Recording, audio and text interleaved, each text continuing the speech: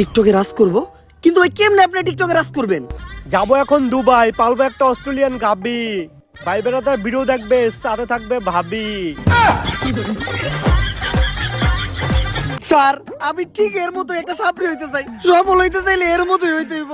Sir যেমনি হোক আপনি আমার এরকম একটা সাপ্রি টিকটকার বানায় দেন। এইরকম টিকটকার হইতে চাইলে তোমাকে 3টা রুলস মেনে চলতে হবে। প্রথম রুলস, তোমার গেট আপ নিতে হবে ছাপরির মতো। অবশ্য গেট আপ নেওয়ার কিছু নাই, তোমাকে অলরেডি ছাপরির মতোই দেখা যায়। দ্বিতীয় রুলস, তোমার মধ্যে কোনো লজ্জা শরম থাকা যাবে না। স্যার পুষ্পা ভাইয়ের এমনি তো কোনো লজ্জা শরম নাই। আর তৃতীয় রুলস, এই নাও এটা খাও।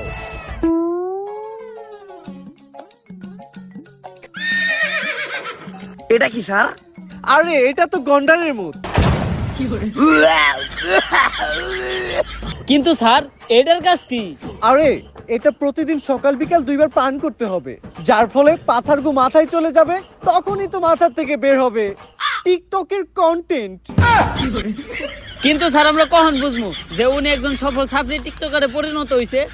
যখন দেখবা তোমাদের কমেন্টে হরেক রকমের গালি, গালি ছাড়া আর কোনো কমেন্ট নাই, তখনই বুঝবা তোমরা বাংলাদেশে একজন সফল টিকটকার হয়ে গেছো। চলেন বাউ, তাহলে আমরা কাজ শুরু করি গা।